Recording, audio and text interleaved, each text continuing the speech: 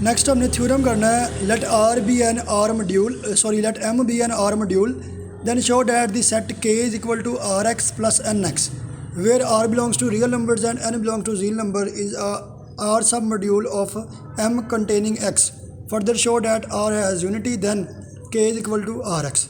अब समझ लें ज़रा स्टेटमेंट, पहले के स्टेटमेंट में लिखा क्या हुआ है। अच्छा, एम आपको मॉड्यूल गिवन है।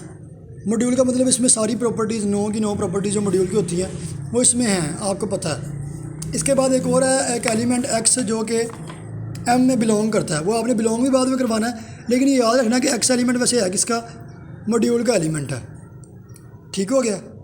इसके बाद के एक सेट है के, इस के सेट को आपने सब मॉड्यूल प्रूव करना है किसका, इस एम का।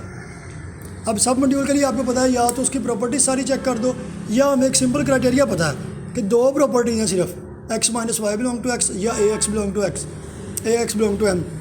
ये अगर दो प्रॉपर्टीज़ हो जाएँ तो हमें पता लग जाता है वो क्या हो जाता है, सब मॉड्यूल प्रूव हो जाता है। यानी कि अब अपने वो दो प्रॉपर्टी जो सब मॉड्यूल का क्राइटेरिया वो चेक करनी है, किसके लिए, के सेट के लिए, किस में सब मॉड्यूल हो जाए, एम में। ठीक है। अब पहले देख लें के सेट की नेचर क्या है। के सेट इस तरह का है कि इसके एलिमेंट है सारे r x plus N x की शक्ल के। आर एक रियल नंबर है और एन एक नेचुरल नंबर इंटीजर है, जील नंबर इंटीजर। ठीक हो गया कि के एलिमेंट किस शक्ल के हैं, r x plus N x. X क्या है, मॉड्यूल का एलिमेंट है।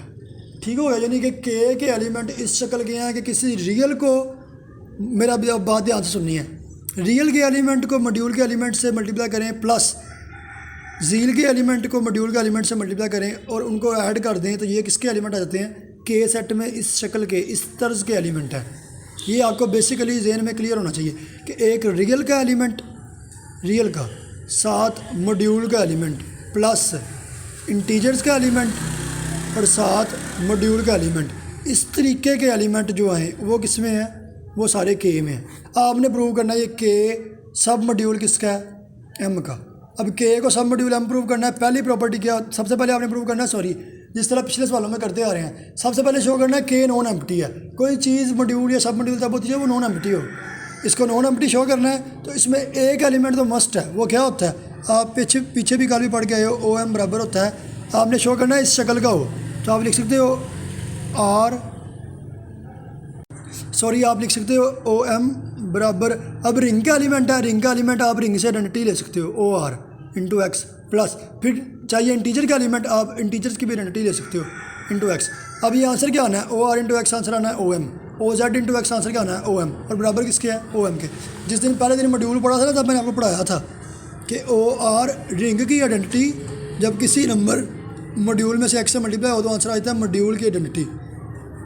ये चीज़ रिंग के लिए भी वैलिड है, ये चीज़ इंटीजर्स के लिए भी वैलिड है। यानी कि ओ आर इंटू एक्स का आंसर भी एम है और ओ जेड इंटीजर्स के भी answer into x answer o m के बराबर, ये दोनों का आंसर वैलिड है। इसका मतलब ये भी आंसर आना है ओ एम, ये भी आंसर आना है ओ एम, ऐड करने से भी आंसर क्या आना है ओ एम। इसका मतलब एक एलिमेंट तो है जो इस शक्ल में, रिंग का एलिमेंट इंटू मॉड्यूल का एलिमेंट प्लस रिंग का एलिमेंट जील एलिमेंट इंटू मॉड्यूल का एलिमेंट, इस शक्ल में एक एलिमेंट तो कम से कम है, वो कौन सा है, ओ एम। यानी कि ओ एम तो मस्ट बिलोंग करता है किसको, के सेट को, यानी के नॉन एम्प्टी तो है। पहली प्रॉपर्टी पहले हमने ये चेक कर लिया। अब पहली प्रॉपर्टी मैं चूज़ करने लगा हूँ। पहली प्रॉपर्टी क्या है कि आपने दो एलिमेंट लेने हैं एक्स में से, के में से। मैं दो एलिमेंट एक्स और वाई ले लेता हूँ, किस में से, के में से। तो इनका डिफरेंस भी किस में आ जाए, अगर के में आ जाए तो पहली प्रॉपर्टी आपके पास सेटिस्फाई है, सब मॉड्यूल प्रॉपर्टी नंबर 1। तो मैं एक्स अगर एक एलिमेंट किसका है, के का, तो फिर एक्स इस शक्ल का होगा, रियल एलिमेंट एक्स प्लस जील एलिमेंट एक्स। वाई भी इस शक्ल का होगा, R2X प्लस N2X। ये आपको पता है क्योंकि के में एलिमेंट होने हुआ है जिनकी शक्ल ये होनी है। अब आपने करना क्या है, x माइनस वाई, वो आ जाएगा R1X plus N1X minus R2X plus N2X। अब इसको लिख सकते हैं R1X minus R2X plus N1X minus N2X। इसके बाद R1 R2 रिंग के एलिमेंट है। पहले दिन प्रॉपर्टी पढ़ाई थी कि जब दो रिंग के एलिमेंट हो, ऐड या सब्ट्रैक्ट हो, इकट्ठे लिख सकते हैं, R1 R2 into x plus N1 minus N2 into x. अब जब दो रियल नंबर सब्ट्रैक्ट हो, आंसर रियल ही आता है, इसको आप R3X लिख लें, प्लस दो इंटीजर माइनस हो, आंसर इंटीजर ही आता है, आप इसको N3X लिख लें। तो ये फिर उसी शक्ल का आ गया, यानी कि एक्स माइनस वाई तो बिलोंग कर गया उसी सेट के में। पहली प्रॉपर्टी सेटिस्फाई। प्रॉपर्टी नंबर 2 शुरू करते हैं SM2। SM2 हमारे पास क्या है कि आपने एक एलिमेंट लेना होता है रिंग में से और एक एलिमेंट लेना होता है उसी सेट में से जिसको प्रूव करना है। यानी कि आपने फ़र्ज़ करें T ले लिया रिंग में से और A ले लिया K में से, तो आपने प्रूव करना था इनका प्रोडक्ट भी किस में आ जाए, K में। यानी कि आप चाहते हो, आपका गोल है कि TA किस में चले जाए, K में। इस सवाल में आपको पता है अच्छी तरह से कि जो K में प्रूव करना है यानी कि K में प्रूव कर दें या ये शक्ल प्रूव कर दें। आपने ये शक्ल प्रूव कर देनी है, वो अपने आप K में चले जाएगा। आपने ये सिर्फ शक्ल प्रूव करनी है उस एलिमेंट, यानी कि आपने TA को मल्टीप्लाई करके उसकी शक्ल इस तरह की अगर प्रूव कर दी तो आपका क्वेश्चन कंप्लीट है, सेकंड टाइप भी कंप्लीट है, सेकंड प्रॉपर्टी भी, सॉरी। अब T एलिमेंट किसका है, R का, और A एलिमेंट है K का। जो K में होगा पहले उसकी शक्ल तो लिखे ना। अगर A K में है तो A सादा तो नहीं है, अगर A K में है तो A की शक्ल ये है RX + NX मस्ट, क्योंकि K में जो भी चीज़ हो उसकी शक्ल यही होनी है। अब T किससे मल्टीप्लाई हो रहा है, इस एलिमेंट से, यानी कि TA को आप लिख सकते हो, अब आप लिख सकते हो TA को T इंटू A की जगह पे RX + NX, सिंपल चीज़ है। इसके बाद अब इसको लिख सकते हैं T into RX + T into NX, ठीक हो गया। इसके बाद अब एक ज़रा प्रॉपर्टी रिवाइज कर लें। मैंने शुरू में आपको एक प्रॉपर्टी पढ़ाई थी कि अगर A B एलिमेंट हो रिंग के और X एलिमेंट हो मॉड्यूल का, तो आप A B इंटू X इसको A B इंटू X लिख सकते हैं, यानी कि ब्रैकेट चेंज हो सकती है। लेकिन ये कब होती है, जब दोनों एलिमेंट रिंग के हों। ये बात याद रखनी है, बड़ी इंपॉर्टेंट बात है। जब दोनों एलिमेंट क्या हों, रिंग के हों। इस तरफ ये T भी रिंग का है और R भी रिंग का है, इनकी ब्रैकेट जिस तरह मर्जी छोड़ो कोई इशू नहीं है। लेकिन इस तरफ ये N रिंग का नहीं है, N तो हमारे पास क्या है, N तो इंटीजर है। N पे इंटीजर्स वाली या बेसिक मैथ वाली को प्रॉपर्टी लग सकती है, लेकिन ये ब्रैकेट डायरेक्ट नहीं चेंज कर सकते हम इस पर, इसलिए यहाँ पे ब्रैकेट डायरेक्ट चेंज नहीं होनी। ये TRX था, इसको आप लिख सकते हो TR या RT इंटू X। इनके एलिमेंट चेंज करो, जो मर्जी करो, रिंग के एलिमेंट है, कोई फ़र्क नहीं पड़ना। मैंने इसको RTX लिख लिया, प्लस इसको अब ये T है, T एज इट इज़, ये N टाइम्स X है, तो आप इसको लिख सकते हो X plus so on X, कितनी बार, N टाइम्स। इस तरह लिख सकते हैं। ये बेसिक मैथ की प्रॉपर्टी है, ये किसी भी नंबर पे लगती है। मैंने कोई प्रॉपर्टी नहीं लगाई, सिंपल मैथ का एक स्टेप किया कि अगर N टाइम लिखा हुआ है उसको N टाइम खोल के लिख दिया, कोई इशू नहीं। इसके बाद अब ये लिखा हुआ है RTX as it is, plus अब ये क्या है, इसको अंदर T को मल्टीप्लाई कर लें हर X के साथ, ये आ जाएगा TX प्लस सो ऑन, कितनी बार TX आ जाएगा, N टाइम्स, ठीक हो गया। इसके बाद ये हो जाएगा RT इंटू X प्लस, अब ये TX कितनी बार है, N बार है, तो हम इसको लिख सकते हैं NTX, यानी कि बात वही है, हुई ब्रैकेट ही चेंज है, लेकिन डायरेक्ट चेंज नहीं कर सकते क्योंकि डायरेक्ट प्रॉपर्टी नहीं गिवन है।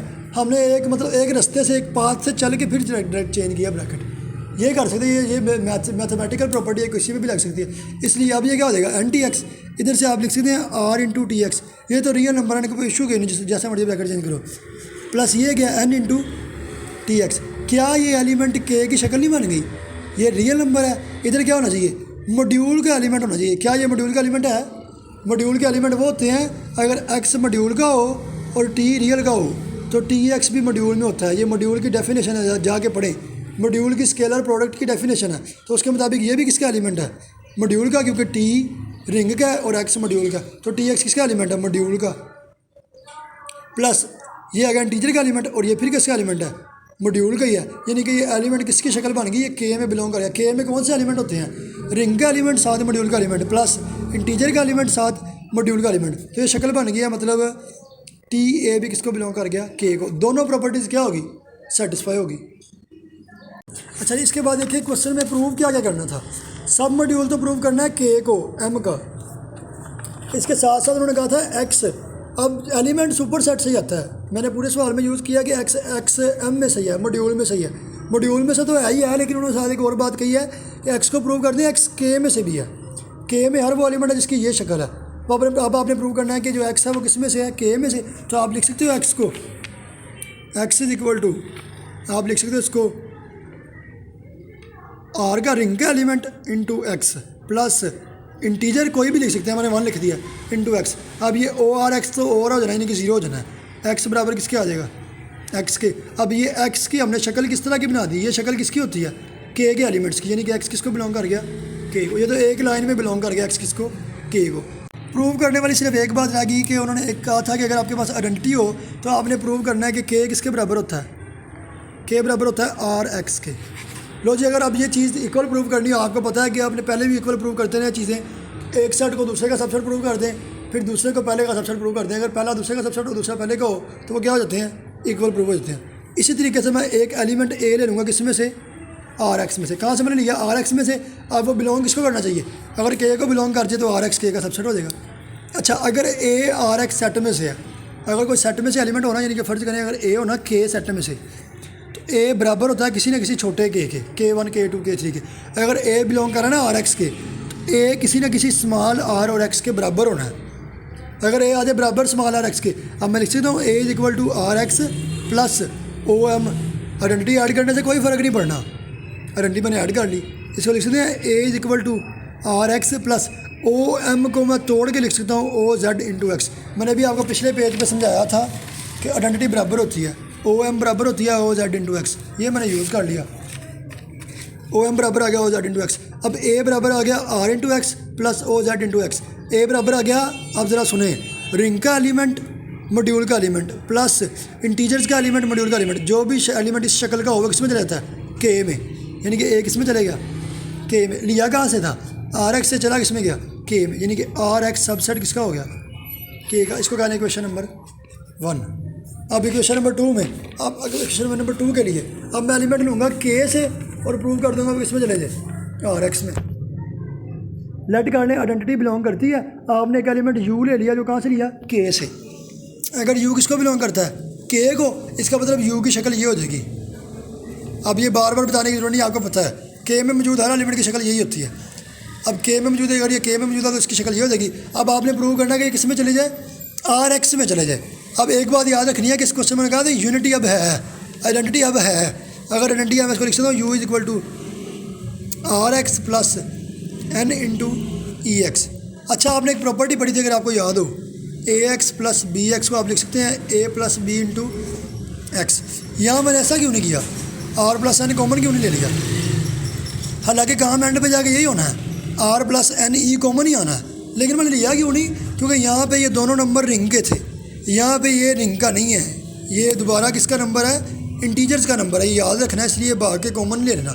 हालांकि काम वही होना है, देखने में वही लगना है, लेकिन हमने चलना है बेसिकली तरीके से। ये आ जाएगा r x plus n into e x, ये आ जाएगा r x plus n into, ये आ जाएगा आर एक्स प्लस, अब ये ई एक्स हमारे पास कितनी टाइम है, एन टाइम। इसको लिखना है ई एक्स प्लस ई एक्स, कितनी बार मैंने लिख लिया, एन टाइम्स लिख लिया। इसके बाद ये r x as it is रहेगा प्लस, अब ये ई एक्स है ना, इनमें सब में से आप एक्स अगर कॉमन ले लें तो अंदर आ जाएगा ई प्लस ई प्लस ई, कितनी बार, एन टाइम्स ई आ जाएगा, एन टाइम्स आपके पास ई आ जाएगा, और एक्स बाहर कॉमन आ गया।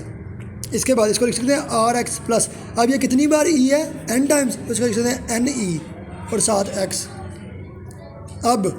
अब ये इधर आ गया इस साइड पे, अब हम r plus N E common ले लेंगे और एक्स किधर रहेगा, बाहर आ जाएगा। वैसे ये इधर से भी ले लें तो देखने में यही लगता है, लेकिन ये ज़रा प्रोसेस करना है, क्योंकि ये रिंग का एलिमेंट नहीं है, कि मतलब मुझे तो ये लगता है कि रिंग का एलिमेंट नहीं है, इसको इस तरह करना ही पड़ना है, are plus N e into x. अब ये integer plus real number answer क्या आता है, रियल नंबर, यानी कि जो भी एलिमेंट है आंसर रियल नंबर का तो है ना, यानी कि सारा नंबर किसको बिलोंग करता है, आर प्लस एन ई किस में से है, रियल नंबर में से। तो ये एलिमेंट हमारे पास जो यू एलिमेंट था वो किस में चले जाएगा, आर एक्स में।